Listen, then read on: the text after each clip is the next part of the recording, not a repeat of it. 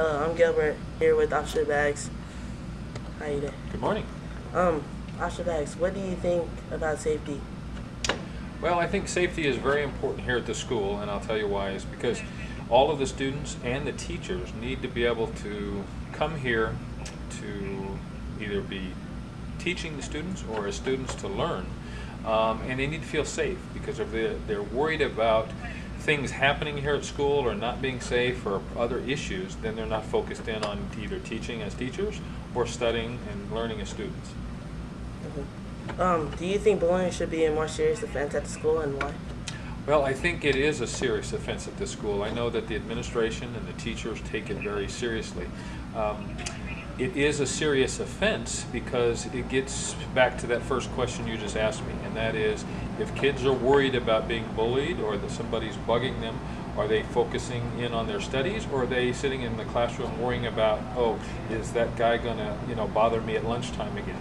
So they're not studying, they're not focused in on what they should be learning. So it is very serious. What I'd like to see is that students take it more seriously, and they understand how serious it can be for someone who's in that position of being bullied. People don't realize how hard that is to deal with. Why did you want to become a police officer? Well, I didn't necessarily want to be a police officer like growing up, like some kids. I want to be a cop or I want to be a police officer.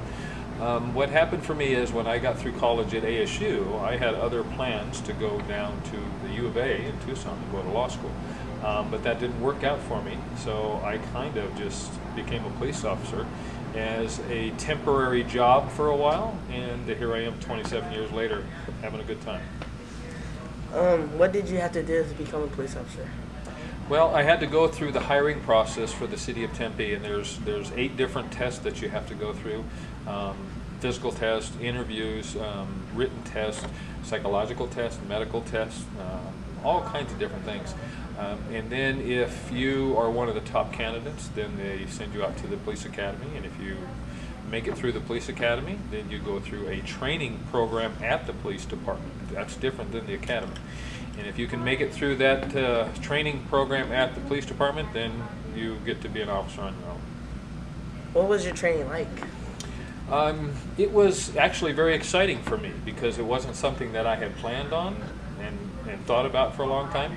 So it was a very new experience. I really enjoyed it. I had a good time out there.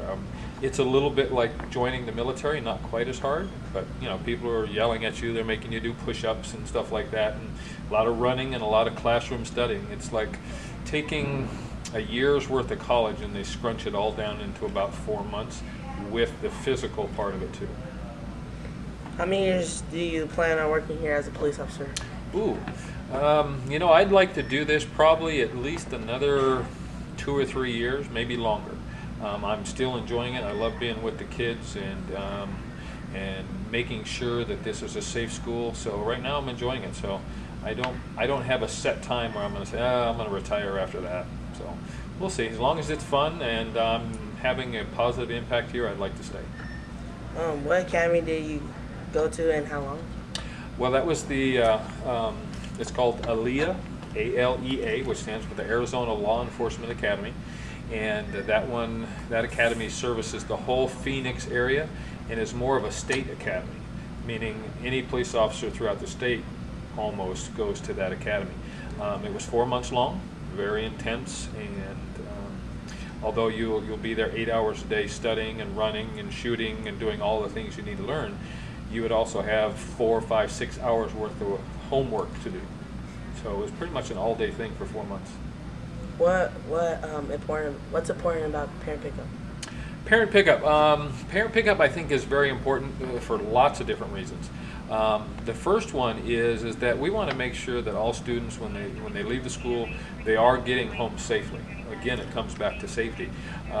And the second part of it is that with the school kind of being an older school, it's been around for over 50 years, the school wasn't designed to have a whole lot of parents picking up kids with cars, so we have to really be careful about how we address the traffic flow, and that's why I'm out there every day for parent pickup and drop off in the morning, is to make sure it's safe out there, because we've had a few issues in the past, and we want to keep it safe so everybody gets home okay and can come back the next day happy and learning and everything else. Do you think safety is as important as education? Well, I think they go hand in hand. I think education and learning is definitely the top priority. But if, I kind of mentioned this earlier, if kids are here to learn, but in the back of their mind, they're always worried about a bully or something bad happening on campus and stuff, are they really focused in on their learning? Probably not. So if we can make sure that the teachers feel safe, the workers, the staff members feel safe, the administrator, the principals all feel like this is a safe place, they can all focus in on making sure the kids are learning. And if the students especially feel safe when they come here, then they can focus in on having friends, having a good time, but most importantly, learning, because that's why they're here. What are some things that you do to keep us safe? Well, I think one of the most important things for me to do here is to always be visible, which means out walking around where people can see me. I want students to know that I'm here to help them, that they can trust me, they can come talk to me when they have problems. But I also want students to be able to come to me and feel as if they can share things with me if they have concerns. You know, so-and-so is picking on so-and-so, and you know, I know he doesn't feel good about it. Well, if they feel comfortable telling me that, then maybe I can go talk to that student and say, hey, you know, leave him alone. You know, you're kind of starting to get to that point where you're starting to bully somebody, and maybe I can make an impact before it gets too far. So those are some of the things I do. I try to treat all students fairly and all with respect, and I want them to see me as maybe a different kind of person than an officer maybe they've dealt with in the past, because I am here to make sure students are learning and teachers can teach, not to be writing tickets and all that kind of stuff. Okay, it's kind of a different role. What are some tools that you use to keep us safe?